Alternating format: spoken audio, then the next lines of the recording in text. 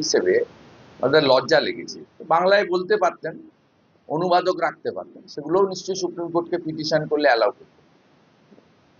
তা প্রত্যেকেরই লিমিটেশন থাকে, কিন্তু এটা আমরা দেখেছি মূলত উনি বা উনারা প্রথম দিন থেকে দুটো কাজ করার জন্যই এই মরিয়া চেষ্টা করছে। একটা হচ্ছে এসআইআর কে ভণ্ডুল করা, 2 বছরের কাজ 2 মাসে কেন, ইত্যাদি ইত্যাদি। দ্বিতীয় হচ্ছে উনি চান 2024 সালে মৃত যুক্ত, ফেক যুক্ত, ট্রিপল ডবল এন্ট্রি যুক্ত এবং বাংলাদেশি অবৈধ অনুপ্রবেশকারী অর্থাৎ বাংলাদেশি মুসলিম এবং রোহিঙ্গা যুক্ত ভোটার তালিকায় নির্বাচন হোক, যা ইতিমধ্যে মাইক্রো অবজারভাররা আসার আগেই বিএলওদের দ্বারাই, উনার নিয়োগকৃত বিএলওদের দ্বারাই 58 লক্ষ বাদ হয়েছে। সেই 58 লক্ষর পরে 6 নম্বর ফর্মে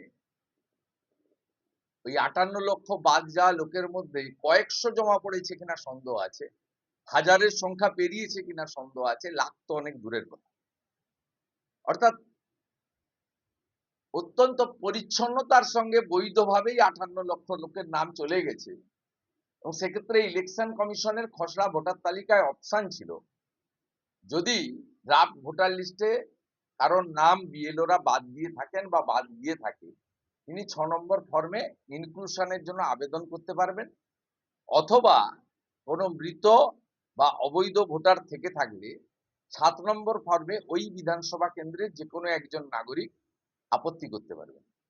7 নম্বর ফর্ম কয়েক লক্ষ জমা হয়েছে যেটুকু আমি জানি।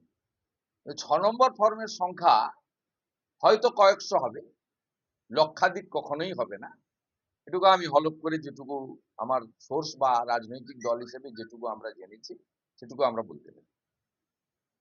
উনার উদ্দেশ্য, আবারও বলি, এসআইআর ভণ্ডুল করা এবং 2024-এর ভোটার তালিকায় ভোট করা। উনি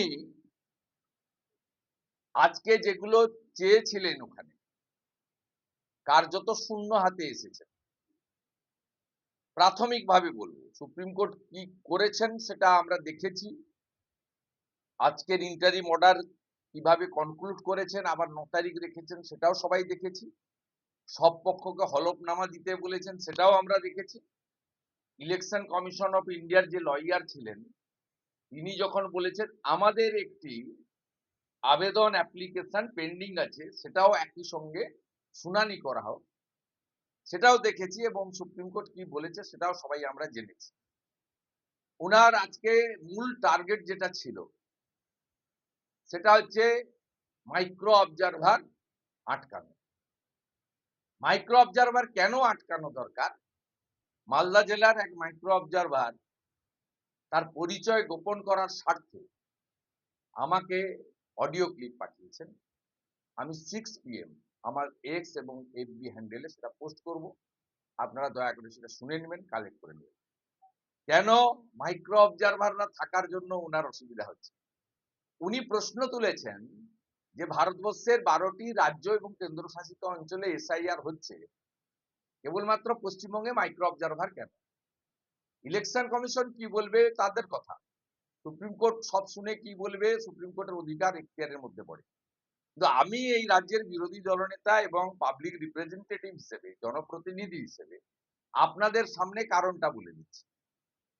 মাইক্রো অবজারভার এই রাজ্যে দিতে বাধ্য হয়েছে ইলেকশন কমিশন, তার কারণ এসডিও র্যাঙ্কের ইআরও পশ্চিমবঙ্গে মমতা বন্দ্যোপাধ্যায়ের নেতৃত্বাধীন নন্দিনী চক্রবর্তীর প্রশাসন, আগের মনোজ পন্থের প্রশাসন ইলেকশন কমিশনকে দেয়। ভারতবর্ষ সর্বত্র বলা আছে এসডিও র্যাঙ্কের অফিসার হতে হবে। এসডিও র্যাঙ্কের অফিসার কারা হবেন? ডাগরের আইএসরা হবেন এবং ডাব্লিউবিসিএস এ ক্যাটাগরিতে যারা পাস করবেন তারাই হবেন।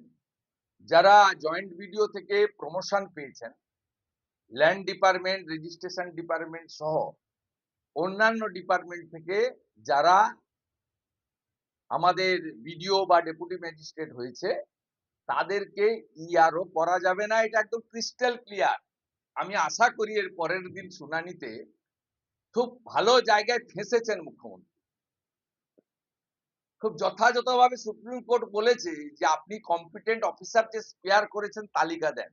তালিকা সবার কাছে আছে, আমার কাছে আছে। 294 অ্যাসেম্বলি, 294 ইআরও, 225টা ইআরও যারা ইলেকশন কমিশনের গাইডলাইন বা অন্য রাজ্যের গাইডলাইন অনুযায়ী ইআরও হতে পারেন না, ইনারা ইআরও করেছেন। আপনি বলবেন সংখ্যা নেই, আমি বলি 300-র উপরে ডাইরেক্ট WBCS অফিসার রয়েছেন। এখনো 10 জন আইএএস অফিসারকে বসিয়ে রেখেছেন, যাদেরকে আপনি এসডিও করতে পারেন।